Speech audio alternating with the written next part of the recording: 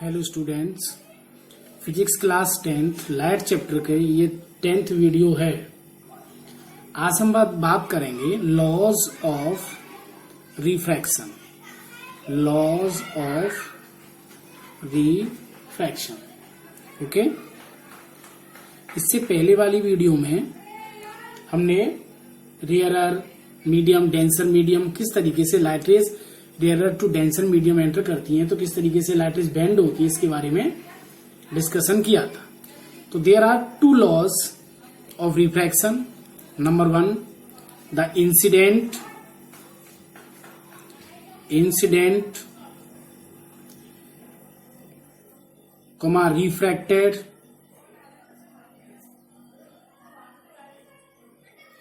And normal ray।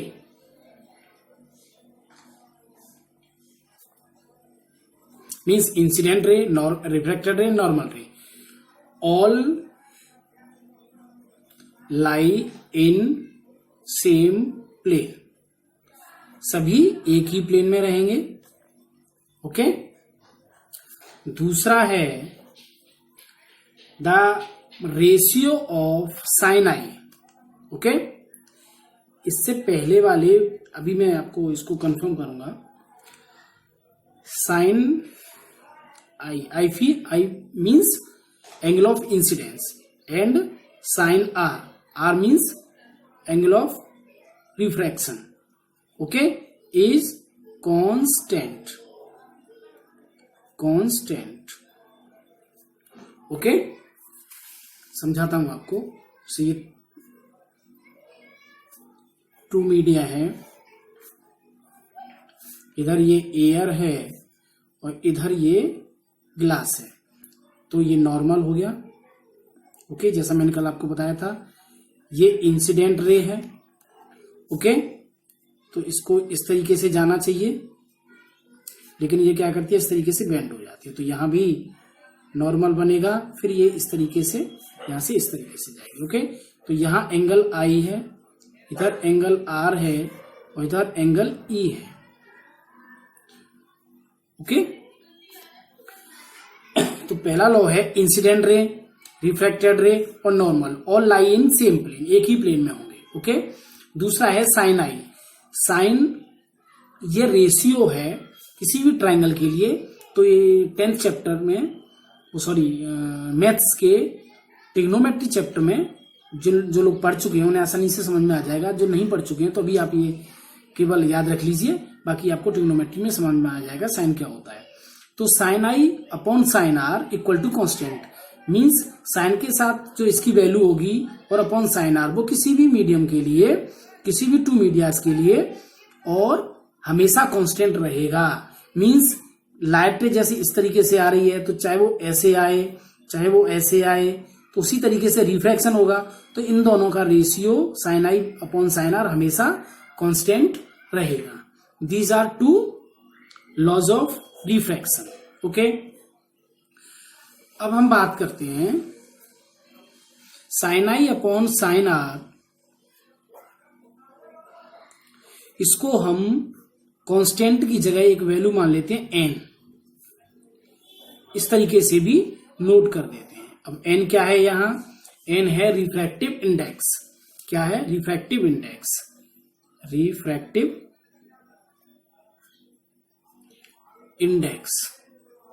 Okay. Refractive index, या इसे N से हम डिनोट कर सकते हैं। एक्चुअली क्या है, एक तो ये है sine i upon sine r, या फिर the refractive index is the ratio of speed of light in the two media, okay. This is the ratio of speed of light in two media, okay. This is refractive index. हम ये कह सकते हैं, जैसे sine i upon sine r equal to n है, तो n equal to, या refractive index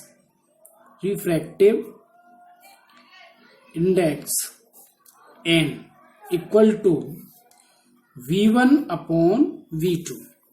यहां V1 क्या है, speed of light in first medium upon medium speed of light in second medium. ये कब होगा, सपोज करो a ray of light going from medium 1 to medium 2।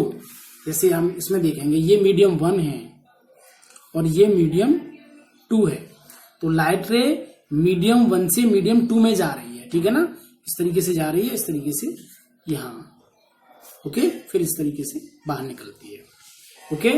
तो let a ray of light going from medium 1 to medium 2, then the refractive index of medium 2, okay, with respect to medium 1 is equal to ratio of speed of light in medium 1 upon speed of light in medium 2। Means हम ये कह सकते हैं refractive index को हम 1 से दिखाएंगे, ठीक है। यहां क्या है कि फर्स्ट मीडियम से, यहां थोड़ा सा मैं हिंट दे देता हूं आपको कि मीडियम 1 है, इससे लाइट रे कहां जा रही है, मीडियम 2 में जा रही है, ठीक है ना। तब इसे हम क्या लिखेंगे, इस तरीके से। इसको लिखने का मतलब ये है कि एन को, एन फॉर रिफ्रैक्टिव इंडेक्स, तो refractive index of medium 2 with respect to medium 1 equal to V1 upon V2। V1 क्या है, speed of light in medium 1 upon speed of light in medium 2, okay, this is refractive index. Suppose करो यही light यदि medium 2 से और medium 1 में जा रही होती, ठीक है, तब क्या होता, तब हम इसको किस तरीके से लिखते,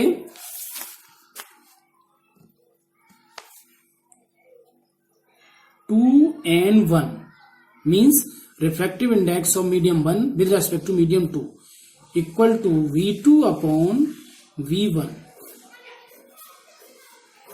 ओके। ये क्वेश्चन 2 है और इसको यदि हम फर्स्ट मान लें, ओके, तो फ्रॉम 1 and 2, फ्रॉम 1 and 2 हम ये रिजल्ट निकाल सकते हैं कि 1 and 2 equal to 1 upon 2n1, okay.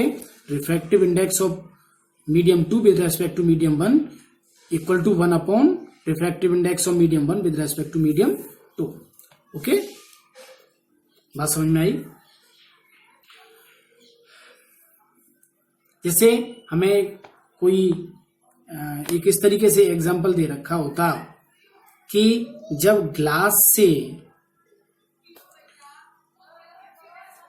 Light रे एयर में जा रही है, ओके, तब